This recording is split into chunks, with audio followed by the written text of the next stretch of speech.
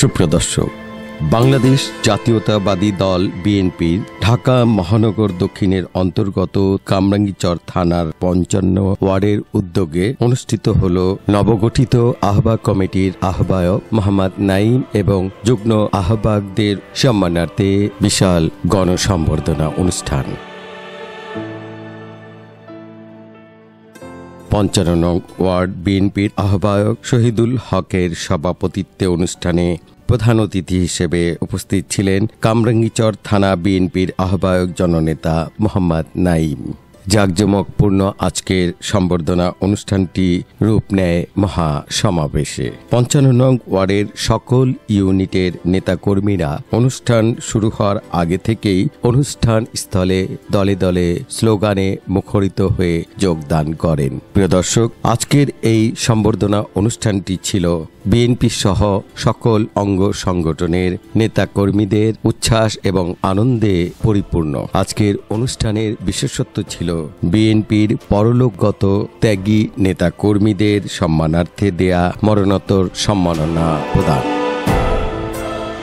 কামরাঙ্গীরচর থানার বিএনপির সুযোগ্য নেতা, যার জনপ্রিয়তা এখন তুঙ্গে, সেই পরীক্ষিত পরিশ্রমী ও ত্যাগী নেতা মোহাম্মদ নাঈমের দূরদর্শিতা এবং সুচিন্তিত অভিব্যক্তির বহিঃপ্রকাশ হচ্ছে আজকের এই মরণোত্তর সম্মাননা প্রদান করা। চিরনিদ্রায় শায়িত ৫৫ নং ওয়ার্ডের বিএনপির নেতাকর্মীদের মূল্যায়ন এবং দলের প্রতি তাদের অবদানের কথা স্মরণ করিয়ে তাদের পরিবারের হাতে তুলে দেয়া হয় মরণোত্তর সম্মাননা ক্রেস্ট। ঢাকা মহানগর দক্ষিণের অন্তর্গত যে কয়েকটি থানার কমিটি দেয়া হয়েছে, কামরাঙ্গীরচর থানা বিএনপি সব দিক থেকে এগিয়ে। স্থানীয়রা বলছেন এই আহ্বায়ক কমিটি একজন সুযোগ্য এবং পরিশ্রমী নেতা পেয়েছে, যার অবদান এবং কল্যাণের কারণে কামরাঙ্গীরচর থানা বিএনপি ভবিষ্যতে আরো বহুদূর এগিয়ে যাবে।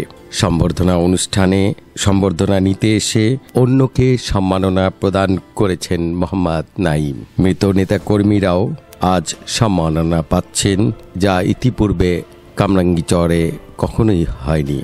মরণোত্তর এই সম্মাননা অনুষ্ঠানে যে সকল নেতাকর্মী চিরবিদায় নিয়েছেন তাদের মাগফিরাত কামনা করে দোয়া ও মোনাজাত করা হয় এবং তাদের প্রতি শ্রদ্ধা জ্ঞাপন করে ১ মিনিট নীরবতা পালন করেন আজকের অনুষ্ঠানের প্রধান অতিথি, বিশেষ অতিথিবৃন্দ এবং সমাবেশ স্থলের সকল নেতাকর্মী ও সাধারণ জনগণ। অনুষ্ঠানে কামরাঙ্গীরচর থানা আহ্বায়ক কমিটির আহ্বায়ক মোহাম্মদ নাঈম বলেন, পদযাত্রা প্রোগ্রাম ছিল।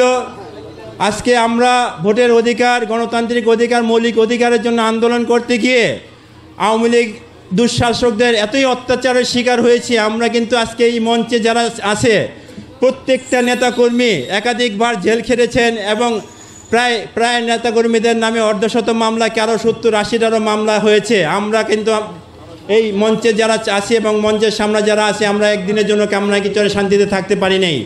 আজকে আমরা আমাদের ভারপ্রাপ্ত চেয়ারম্যান জনাব তারেক রহমানের নির্দেশে যে প্রোগ্রামগুলো হতো, এই প্রোগ্রামগুলোকে আমাদেরকে এলাকায় করতে দেয় নাই। আমি একটা কথা, এই যে প্রোগ্রামটার কথা বলছি, সেই প্রোগ্রামটা হচ্ছে 4 মার্চ 2023 সাল। এই কামরাঙ্গীরচরে বেরিবাদে আমাদের একটা প্রোগ্রামের স্পট দেওয়া হয়েছিল। এই আওয়ামী লীগের দুঃশাসকরা কামরাঙ্গীরচর থেকে আমাদের কামরাঙ্গীরচরে প্রায় অর্ধশত নেতাকর্মীকে রক্তাক্ত করে পিটিয়েছে রাস্তায় ফেলে। তার প্রতি তার তীব্র নিন্দা এবং প্রতিবাদ জানাচ্ছি আজকে। আমরা কিন্তু তখন আমাদের কোনো মামলা, এই পুলিশ প্রশাসন মামলা নিত না। সেই সময় যে রক্তাক্ত হয়েছিল তার মধ্যে উল্লেখযোগ্য আমি কয়েকজনের নাম বলছি।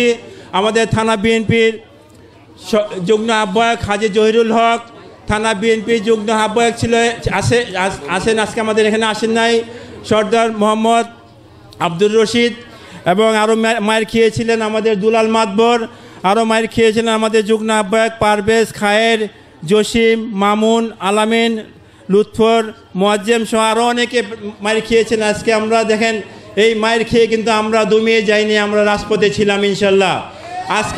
আজকে আমার সহযোদ্ধা শহীদুল হক আজকে যে প্রোগ্রাম করছেন তাকে ধন্যবাদ জানাই। তাকে আরেকটি ধন্যবাদ আজকে আমি অনেক দিন পর দিব। আমি কিন্তু কামরাঙ্গীরচরে বিগত 15 বছর একদিনের জন্য আমাকে কামরাঙ্গীরচরে আসতে দেয় না। আমার মনে হয় কামরাঙ্গীরচরে আমি এই 15 বছরে 3 থেকে 4 দিন এসেছি, চাও লুকায় টোকায় এসেছি, কিন্তু আমাকে যখনই আমার নাম শুনে কামরাঙ্গীরচর নাইম আসবে, আওয়ামী লীগের নেতাকর্মীদের মাথা খারাপ হয়ে যেত, তারা দলে বলে রাস্তায় নেমে যেত। আজকে আমার এই সহযোদ্ধা শহীদ প্রেসিডেন্ট জিয়াউর রহমানের একটি মৃত্যুবার্ষিকীর প্রোগ্রাম ছিল। সেই মৃত্যুবার্ষিকীর প্রোগ্রাম আমার সহযোদ্ধা শহীদুল আমাকে সেই মৃত্যুবার্ষিকীর প্রোগ্রামে এনেছিল, এই যে চৌরাস্তা ডান দিকে। আমি তাকে আজকে সেই প্রোগ্রামের জন্য আজকে আমি তাকে ধন্যবাদ জানাই যে কেউ সাহস করতে পারে নাই আমাকে নিয়ে প্রোগ্রাম করার জন্য। শহীদুল সেদিন আমাকে এই প্রোগ্রামে আমাকে প্রধান অতিথি হিসেবে আমাকে এই প্রোগ্রামে দাওয়াত করেছিল, এবং শহীদুল আমাকে বলেছিল, নাইম তুমি আমার প্রোগ্রামে আসবা, কে কী করে ইনশাল্লাহ আমি দেখবো, তোমার আসা যাওয়া আমি তোমাকে আনবো এবং তোমাকে আমি পৌঁছে দিয়ে আসবো। আজকে শহীদুলকে ধন্যবাদ জানাই যে ওই সময়টায় কেউ কোনো প্রোগ্রাম করতে সাহস পেত না, সেই শহীদুল সেই প্রোগ্রামে আমাকে এনেছিল, তাকে আমি আবারও ধন্যবাদ জানাই।